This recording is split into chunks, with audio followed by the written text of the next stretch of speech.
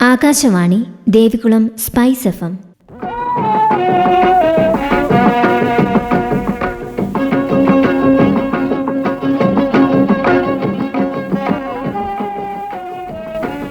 അങ്കണം സ്ത്രീകൾക്കായുള്ള പരിപാടി.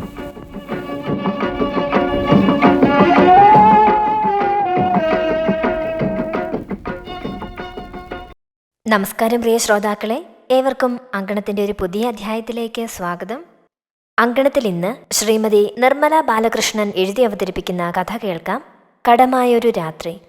രാഗി ടീച്ചർ ഇന്ന് ലീവാണ്. സ്റ്റാഫ് റൂമിലേക്ക് കാലെടുത്ത് വെച്ചതേ സഖി ടീച്ചർ പറഞ്ഞു.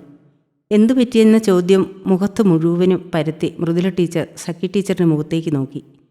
ഇന്ന് രാവിലെ എഴുന്നേറ്റപ്പോൾ തലചുറ്റലും ഓക്കാനവും. ഡോക്ടറെ കാണേണ്ട ആവശ്യമില്ല, കാര്യമെന്തെന്ന് ലക്ഷണത്തിലുണ്ടല്ലോ. എന്നാലും രണ്ടുപേരും പോയിട്ടുണ്ട്.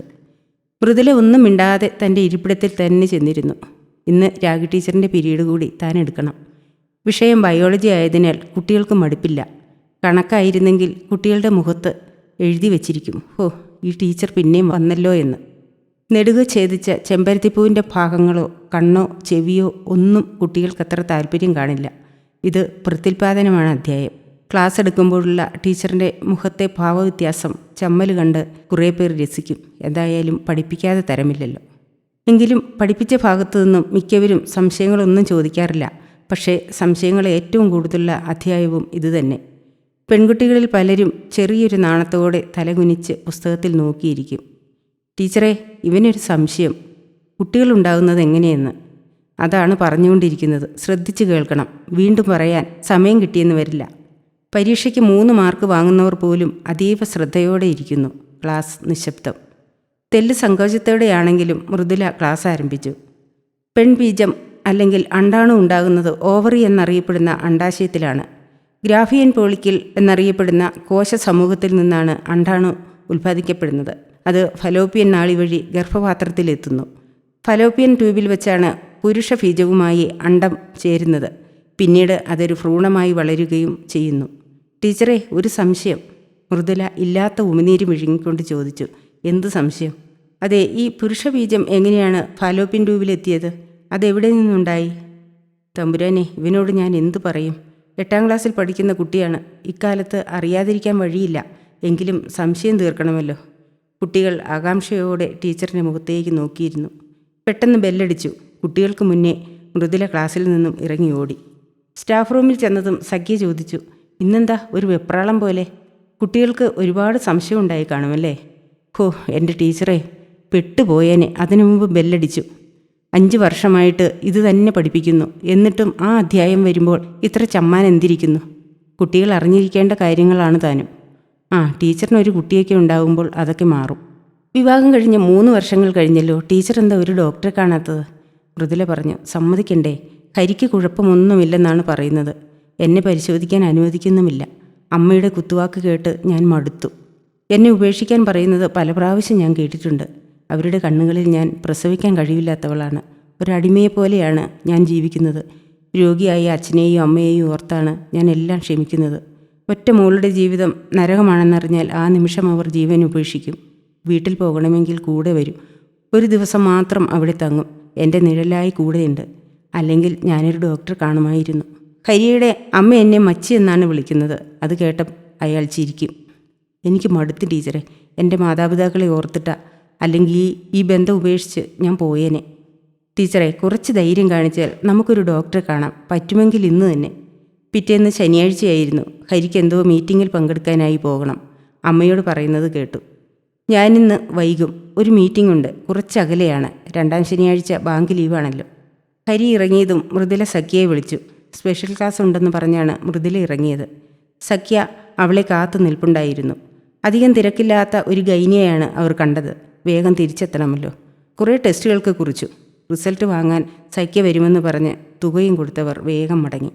സഖ്യ പോയപ്പോൾ തനിക്കെങ്ങനെ ഈ ധൈര്യം വന്നു എന്നവൾ ഓർത്തു. അതിശയിച്ചു പോയി. അതൊരാരംഭമാണെന്ന് അവൾ പോലും അറിഞ്ഞില്ല. തിങ്കളാഴ്ച 1 മണിയായപ്പോൾ ഒരു ഫോൺ കോൾ. അയലത്ത് സാബിറയാണ്. ടീച്ചറെ, ഒന്നിങ്ങ് വേഗം വരുമോ?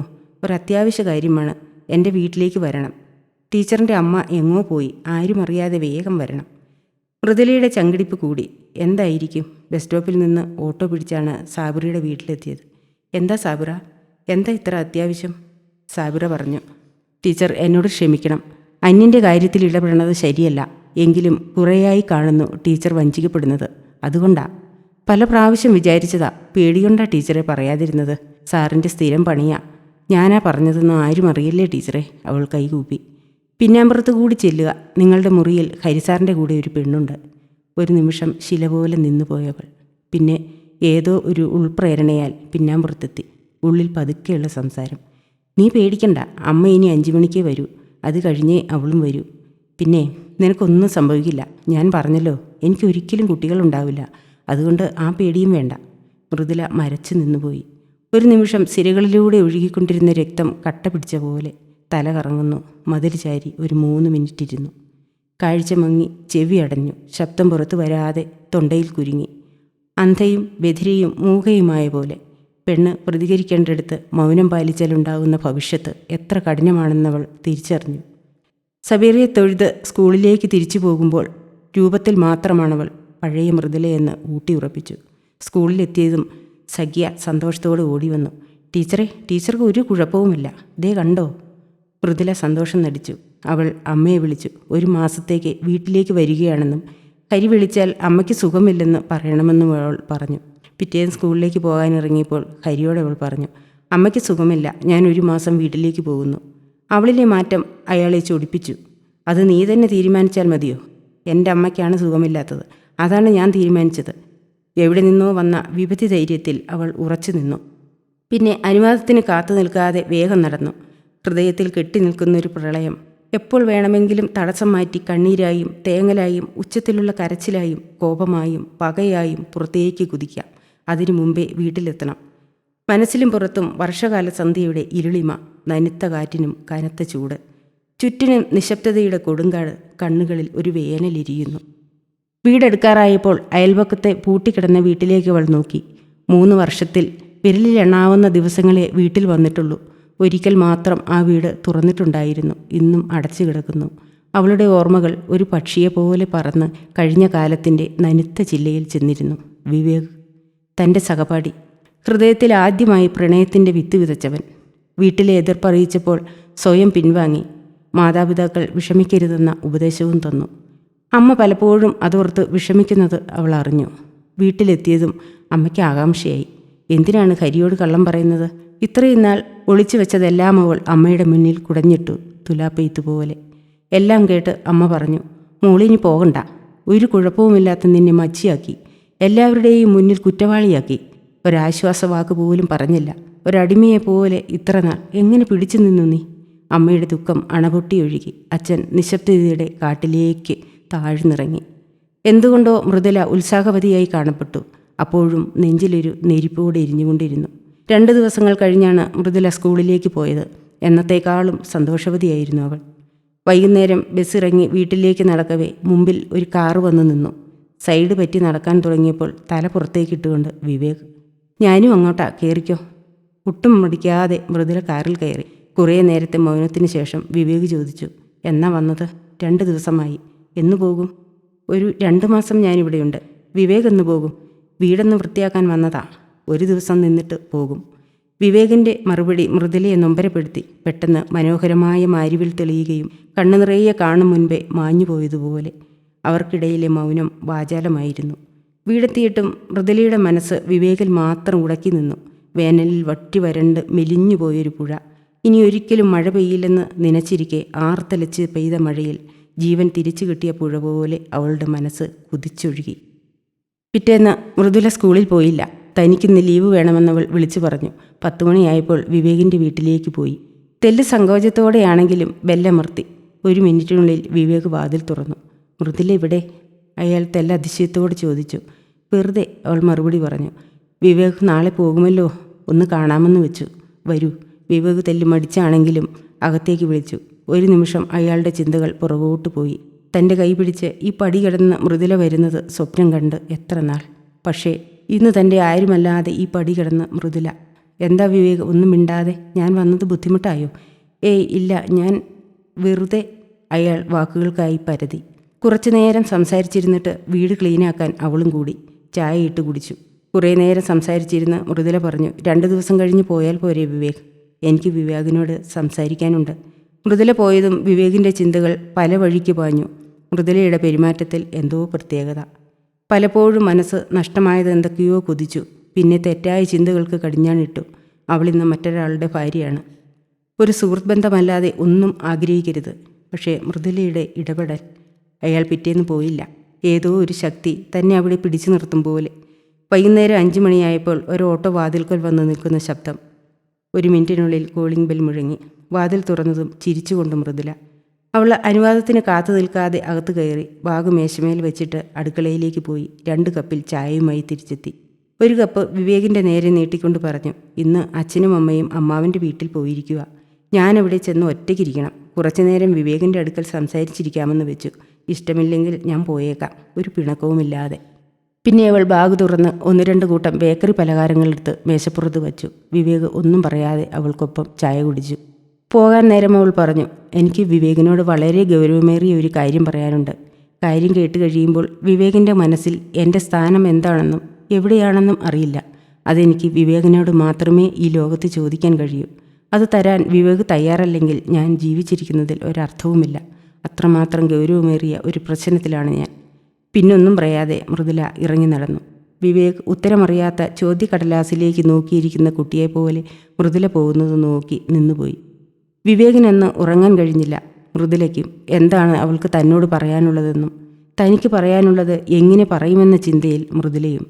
സിരകളിൽ ചൂടുപടരവേ 2 പേരിൽ നിന്നും നിദ്രയകന്നുപോയി. പിറ്റേന്ന് മൃദുല വിവേകിനെ കാണാനെത്തി. ആദ്യമായി പ്രണയിക്കുന്ന ഒരു പ്രണയിനിയുടെ മനസ്സായിരുന്നു വിവേകിൻ്റെ അടുത്ത് വരുമ്പോഴെല്ലാം. വിവേക് വല്ലാത്തൊരു മാനസികാവസ്ഥയിലായിരുന്നു. ആളുകളെങ്ങനെ ശ്രദ്ധിച്ചാൽ. മൃദുലയ്ക്ക് അങ്ങനെ ഒരു വിചാരമേ ഇല്ലാത്ത പോലെ. നേരമിരുട്ടിയിട്ടും മൃദുല പോകുന്നില്ലെന്ന് കണ്ടപ്പോൾ വിവേകിന് വേവലാതിയായി. അവൻ പറഞ്ഞു, നേരമിരുട്ടി, മൃദുല പോകൂ, ഞാനിന്ന് പോകുന്നില്ല. വിവേക് മറുപടി കേട്ട് ഞെട്ടി. വിവേക് എന്ത് പറഞ്ഞാലും ഞാനിന്ന് പോകില്ല. എന്ത് ചെയ്യണമെന്ന് അറിയാതെ അയാൾ തരിച്ചു നിന്നു. തനിക്ക് കുടുംബമില്ല. ആളുകളുടെ ശ്രദ്ധയിൽപ്പെട്ടാൽ പേരുദോഷമുണ്ടാകും, അത്രമാത്രം. പക്ഷേ അവൾക്കൊരു കുടുംബമുണ്ടല്ലോ. എന്താ ഇവളുടെ ഉദ്ദേശം? എന്താ തന്നോട് ചോദിക്കാനുള്ളത്? അയാൾ ചിന്തകളുടെ പ്രളയത്തിൽപ്പെട്ട് ഉഴറി. അടുക്കളയിൽ പാചകത്തിൻ്റെ തിരക്കിലായിരുന്നു മൃദുലയപ്പോൾ. സ്വന്തം വീട്ടിലെന്ന പോലെ ചിരപരിചിതയെപ്പോലെ അത്താഴമൊരുക്കിയിട്ട് കുളിച്ച് നൈറ്റിയും ധരിച്ച് വിവേകിനെ അത്താഴമുണ്ണാൻ വിളിച്ചു.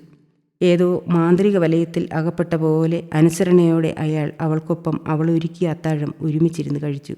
2 പേർക്കുമിടയിൽ നിശബ്ദതയുടെ കാട് മുളച്ചു പൊന്തി.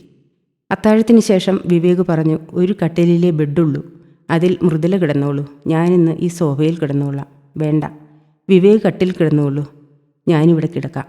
പുറത്ത് ഇല പെയ്യുന്ന ശബ്ദമൊഴികെ ഒന്നും കേൾക്കാനില്ല. വിവേകിന് ഉറങ്ങാൻ കഴിഞ്ഞില്ല. അയാൾ ഇരുട്ടിലേക്ക് കണ്ണുന്നിട്ട് ഉറക്കത്തെയും കാത്തു കിടന്നു. വിവേക് ഒട്ടും പ്രതീക്ഷിക്കാതെയാണ് മൃദുല അയാളുടെ മുറിയിലേക്ക് കയറി വന്നത്. എന്തെങ്കിലും പറയും മുൻപേ മൃദുല പറഞ്ഞു, എനിക്ക് പറയാനുള്ള കാര്യമെന്തെന്ന് വിവേക് ചോദിക്കാത്തതെന്ത്? അത് പറയാനാണ് ഞാനിവിടെ തങ്ങിയത്. ഒരു മറയും കൂടാതെ ഞാൻ ചോദിക്കുകയാണ് വിവേക്. എനിക്കൊരമ്മയാകണം വിവേക്. അമ്മയാകാനുള്ള എൻ്റെ അവകാശത്തെയും ആഗ്രഹത്തെയും അവഗണിക്കുകയും നിത്യവും മാനസിക പീഡനത്തിന് ഇരയാവുകയും ചെയ്തുകൊണ്ടുള്ള ജീവിതം മടുത്തു. ഒരു കുഞ്ഞിനെ ഏറ്റുവാങ്ങാൻ സകല കരുത്തോടെയും കാത്തിരിക്കുന്ന എൻ്റെ ഗർഭപാത്രത്തിൻ്റെ കരച്ചിൽ ഞാൻ അറിയുന്നു. ഒരു കുഞ്ഞിന് ജന്മം നൽകാൻ എൻ്റെ ഭർത്താവിന് ഒരിക്കലും കഴിയില്ല. ആ സത്യം എല്ലാവരിൽ നിന്നും മറച്ചുവെച്ച്, ആ പോരായ്മകൾ എന്നിൽ കെട്ടിവെച്ച് എന്നെ എല്ലാവരും അവഹേളിക്കുന്നത് കണ്ട് ക്രൂരമായി ആസ്വദിക്കുന്നു. മറ്റുള്ളവരെന്നെ മച്ചി എന്ന് വിളിക്കുമ്പോൾ അയാൾ ചിരിക്കുന്നു. ഞാൻ അറിയാതെ പലപ്പോഴും പരസ്ത്രീബന്ധം പുലർത്തുന്നു. നീ വന്ധ്യയാണെന്ന് എൻ്റെ മുഖത്ത് നോക്കി മടികൂടാതെ പറയുന്നു. തുലാപ്പെയ്ത്തുപോലെ നിർത്താതെ ഓരോ വാചകങ്ങൾക്കിടയിലും തേങ്ങിയും കരഞ്ഞും തൻ്റെ മനസ്സിൻ്റെ നോവ് അയാളുടെ മുന്നിലവൾ കുടഞ്ഞിട്ടു. അവസാനം വിവേകിൻ്റെ കാലിൽ കെട്ടിപ്പിടിച്ച് കരഞ്ഞു. ഞാൻ ചീത്ത പെണ്ണാണെന്ന് കരുതിയാലും സാരമില്ല. വിവേകിൻ്റെ കുഞ്ഞിനെ എനിക്ക് വേണം, പ്ലീസ്. അയാൾ അവളെ പിടിച്ചെഴുന്നേൽപ്പിച്ചു. താൻ എത്ര ആഗ്രഹിച്ച ദിവസമാണിത്. പക്ഷേ ഇപ്പോൾ മനസ്സും ശരീരവും മരവിച്ചിരിക്കുന്നു. സഹതാപമല്ലാതെ മറ്റൊരു വികാരവും അവളോട് തോന്നുന്നില്ല. താൻ കുതിച്ച പെണ്ണ് തൻ്റെ കൂടെ ഏതാനും രാത്രികൾക്കായി കാലു പിടിക്കുന്നു. ഉമിനീര് പോലും വറ്റിപ്പോയിരിക്കുന്നു. താൻ ഒരിക്കലും പ്രതീക്ഷിക്കാത്ത കാര്യം. ഇതെങ്ങനെ മറികടക്കും?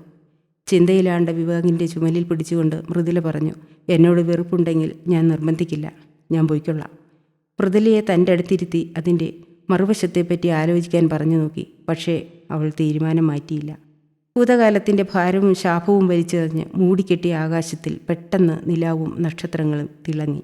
എന്നോ നഷ്ടപ്പെട്ട ആകാശം തിരിച്ചു കിട്ടിയ സന്തോഷത്തിൽ ഒരു രാക്കിളി ചിറക് വിരിച്ച് പറന്നു. ഊമ്പി നിന്ന രാത്രിമുല്ലകൾ വിരിഞ്ഞ് വാരി വിതറിയ പരിമളവും വഹിച്ച് ഇളങ്കാറ്റ് മെല്ലെ വീശി. സുഗന്ധപൂരിതമായ രാത്രികൾ പലതും കടന്നുപോയി. വേനലിൽ ഉണങ്ങിക്കിടന്ന താഴ്വരയിൽ വിചാരിച്ചിരിക്കാതെ ഒരു പൂ വിരിഞ്ഞ പോലെയാണ് വിവേകിനെ കണ്ടുമുട്ടിയപ്പോൾ മൃദുലയ്ക്ക് തോന്നിയത്. മനസ്സിൻ്റെ അഗാധ തലങ്ങളിൽ നിറവേറാതെ കിടന്നൊരാഗ്രഹം ഒട്ടും പ്രതീക്ഷിക്കാതെ. ഏതെല്ലാം വഴിക്കാണ് മനസ്സ് പായുന്നത്? ആരോടൊക്കെയോ ഉള്ള പകപോക്കലായി മാത്രം ഇതിനെ കാണാനാവുമോ? എരിയുന്ന വേനലിൽ പോയ വസന്തത്തെയോർത്ത് ഉണങ്ങിയ ചില്ലയിലിരുന്ന് മൂഹം കരയുന്നൊരു പക്ഷിയായിരുന്നു താൻ. ആ കണ്ണുനീർ എന്നേക്കുമായി തുടച്ചു മാറ്റണം. 1 മാസത്തിന് ശേഷമാണ് ഹരിയുടെ വീട്ടിലേക്ക് മൃദുല പോയത്. ചെന്നപാടെ കുത്തുവാക്കുമായി അമ്മയെത്തി. നീ എന്തിനാണ് ഇപ്പോഴിങ്ങ് വന്നത്? സുഖവാസത്തിന് പോയിട്ട്. എന്താ, സുഖവാസത്തിന് പോകുന്നവരാരും വീട്ടിലേക്ക് തിരിച്ചു വരാറില്ലേ? നീ തർക്കുത്തരം പറയുന്നോ? അവർ ഹരിയെ വിളിച്ചു. ഇവൾക്ക് 1 മാസം കൊണ്ട് എല്ലും നാക്കും കൂടി. എന്താണെന്നൊന്ന് ചോദിക്ക്. ഹരി പറഞ്ഞതിനെല്ലാം തർക്കുത്തരം കൊടുത്തുകൊണ്ട് അവൾ നിന്നു. ഇവളെ ഉപേക്ഷിക്കാനും വേറെ വിവാഹം കഴിച്ച് കുഞ്ഞുമക്കളെ തരാനും അവർ മകനോട് പറഞ്ഞുകൊണ്ടേയിരുന്നു. അവൾ പറഞ്ഞു, ഇവളെ നമുക്ക് മര്യാദ പഠിപ്പിക്കാം. വേറെ വിവാഹമൊന്നും വേണ്ടമ്മേ. അമ്മയ്ക്ക് കുഞ്ഞുങ്ങളോടുള്ള ആഗ്രഹം താൻ എത്ര കെട്ടിയാലും നടക്കില്ലെന്ന് അയാൾക്കറിയാം. ഇവളാ കുറ്റവും ചുവന്ന് ജീവിക്കട്ടെ. വേറെ കെട്ടിയാൽ പ്രതി താനാണെന്ന് എല്ലാവരും അറിയും. അയാളൊരു ഗൂഢമന്ദസ്മിതത്തോടെ അമ്മയെ സമാധാനിപ്പിച്ചു. പക്ഷേ മൃദുലയെ ഒഴിവാക്കി മകനെക്കൊണ്ട് മറ്റൊരു വിവാഹം കഴിപ്പിക്കുന്ന കാര്യത്തിൽ അവർ ഉറച്ചു നിന്നു. പിറ്റേന്ന് സ്കൂളിൽ പോകാനൊരുങ്ങിയ മൃദുലയോട് അവൾ പറഞ്ഞു, നിന്നോട് ഞാൻ കാല് പിടിച്ച് പറയുക, നീയെങ്കിലും ബന്ധം ഏർപ്പെടുത്താൻ മുൻകൈ എടുക്കണം. ഒരു കുഞ്ഞിനെ തരാൻ കഴിവില്ലാത്ത നിന്നെയും ചുമന്ന് എത്ര നാൾ അവൻ ജീവിക്കും? എൻ്റെ കണ്ണടയുന്നതിന് മുമ്പേ ഒരു പേരക്കുട്ടിയെ ലാളിക്കണമെന്ന മോഹം എനിക്കുണ്ട്. മൃദുല അവരോട് പറഞ്ഞു, അമ്മേ, ഞങ്ങൾക്ക് 2 ആൾക്കും ഒരു കുഴപ്പവുമില്ല. നടക്കേണ്ടത് സമയത്ത് നടക്കും. ഇത് കേട്ടുകൊണ്ടാണ് ഹരി വന്നത്. അയാൾ പറഞ്ഞു, വെറുതെ നീ അമ്മയെ മോഹിപ്പിക്കേണ്ട. നീ ഈ ജന്മം പ്രസവിക്കാൻ പോകുന്നില്ല. നിനക്കതിന് കഴിയുമോടി? ദൈവം എല്ലാം കാണുന്നുണ്ട് ഹരി. എല്ലാത്തിനും ഒരു തീരുമാനം ഉണ്ടാകും. അയാളുടെ ക്രൂരതയ്ക്കുള്ള ശിക്ഷ താൻ കൊടുത്തു കഴിഞ്ഞു. താമസിയാതെ അയാളതറിയും, അവൾ മനസ്സിൽ പറഞ്ഞു. അവളുടെ മനസ്സിനെ എപ്പോഴും ഉലച്ചുകൊണ്ടിരുന്ന കാറ്റപ്പോൾ ശമിച്ചിരുന്നു. ശനിയാഴ്ച ക്ലാസ്സില്ലാതിരുന്നതിനാൽ മൃദുല 1 മണിക്കൂർ താമസിച്ചാണ് എഴുന്നേറ്റത്. പെട്ടെന്ന് കാപ്പി റെഡിയാക്കി മേശപ്പുറത്ത് വെച്ചു. മറ്റു ജോലികളിൽ മുഴുകി. വല്ലാത്ത ക്ഷീണം. ഒരുവിധം ജോലി ഒതുക്കി വീണ്ടും കിടന്നു. പെട്ടെന്ന് ചാടി എഴുന്നേറ്റ് പുറത്തേക്ക് ഓടിയ മൃദുല ഓക്കാനിക്കാൻ തുടങ്ങി. ശബ്ദം കേട്ട് ഓടി വന്ന ഹരിയുടെ അമ്മയുടെ മുഖം പ്രസന്നമായി. അവർ അവളോട് കാര്യം തിരക്കി. എനിക്ക് വയ്യെന്ന് മാത്രം മൃദുല പറഞ്ഞു. ഉടനെ അവർ ഓട്ടോ വിളിച്ച് മൃദുലയെ ഹോസ്പിറ്റലിലേക്ക് കൊണ്ടുപോയി. വയ്യാതിരുന്നിട്ടും മൃദുല അമ്മായിയമ്മയുടെ മാറ്റം കണ്ട് അന്തം വിട്ടു. തന്നെ കാണുമ്പോൾ തിരിഞ്ഞു നിൽക്കുന്ന ഇവർ. ഇവിടെയിടയിൽ മൃദുലയ്ക്ക് കാരണം വ്യക്തമായി. മൃദുലയെ പരിശോധിച്ച ഡോക്ടർ പറഞ്ഞു, പേടിക്കാനൊന്നുമില്ല, അമ്മയ്ക്ക് ഉടനെ ഒരു പേരക്കുഞ്ഞിനെ എടുക്കാം. ആ വാർത്ത കേട്ടതും അവർ ചാടി എഴുന്നേറ്റു. നേരോ ഡോക്ടർ? പിന്നെ ഞാനെന്തിനാ കള്ളം പറയുന്നേ? അവർ സന്തോഷം കൊണ്ട് മതിമറന്നു. പോകും വഴി പഴക്കടയിലും ബേക്കറിയിലുമെല്ലാം കയറി എന്തെല്ലാമോ വാങ്ങി. മൃദുലയെ കരുതലോടെ ചേർത്തിരുത്തി. വീട്ടിൽ ചെന്നതും അവളോട് റെസ്റ്റ് എടുക്കാനും പറഞ്ഞു. ഒരു പ്ലേറ്റിൽ ആപ്പിൾ കഷ്ണങ്ങളുമായി കടന്നു വന്ന അവരെ മൃദുല ആദ്യം കാണുന്നത് പോലെ നോക്കി. അവർ പറഞ്ഞു, നീ എന്നോട് ക്ഷമിക്കണം. നിനക്കൊരമ്മയാകാൻ കഴിവില്ലെന്ന് അവൻ എല്ലാവരോടും പറഞ്ഞപ്പോൾ അത് സത്യമാണെന്ന് ഞാൻ കരുതി. ഒരു പേരക്കിടാവിനോടുള്ള ആഗ്രഹം അത്രയ്ക്കുണ്ടായിരുന്നു എനിക്ക്. അവളൊന്നും പറഞ്ഞില്ല. അവരുടെ മുഖത്ത് നോക്കിയപ്പോൾ വല്ലാത്തൊരു കുറ്റബോധം തോന്നി. അവൾ മനസ്സിൽ പറഞ്ഞു, എന്നോട് ക്ഷമിക്കമ്മേ. നിങ്ങളുടെ മകൻ എന്നോട് ചെയ്ത ക്രൂരതയ്ക്ക് ഇതല്ലാതെ മറ്റൊന്നും പകരമാകില്ല. അവരവളെ ജോലിയൊന്നും ചെയ്യാൻ അനുവദിച്ചില്ല. മകൻ വരുന്നതും കാത്ത് വഴിക്കണ്ണുമായി നിന്നു. ഹരി വന്നതും അവർ ഒരു ലഡു കൊടുത്തു. ഇതെന്താ മധുരമൊക്കെ? പറയാം. അയാൾ ഓർത്തു മൃദുലയെ പറഞ്ഞു വിട്ടു കാണും. അപ്പോൾ താൻ പിടിക്കപ്പെട്ടത് തന്നെ. മറ്റൊരു വിവാഹത്തെപ്പറ്റി പറയുന്നതിന് മുൻപേ നാട് വിടണം.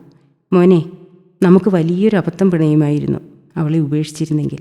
അയാൾക്കൊന്നും മനസ്സിലായില്ല. അമ്മ കാര്യം പറയുക.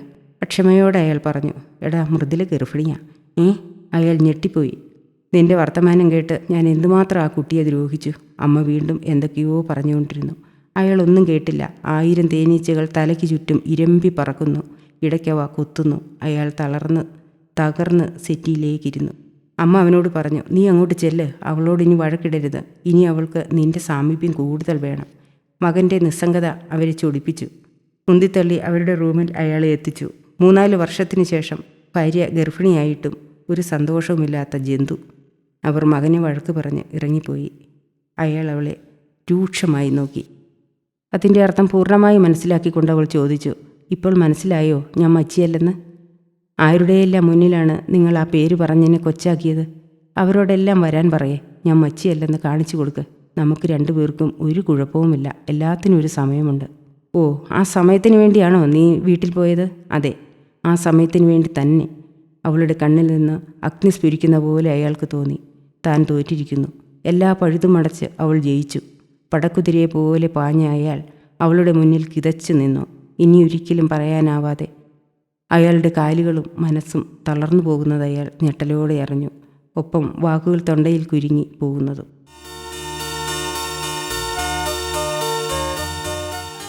ശ്രീമതി നിർമ്മല ബാലകൃഷ്ണൻ എഴുതി അവതരിപ്പിച്ച കഥയാണ് അങ്കണത്തിൽ ശ്രോതാക്കൾ ഇതുവരെ കേട്ടത്.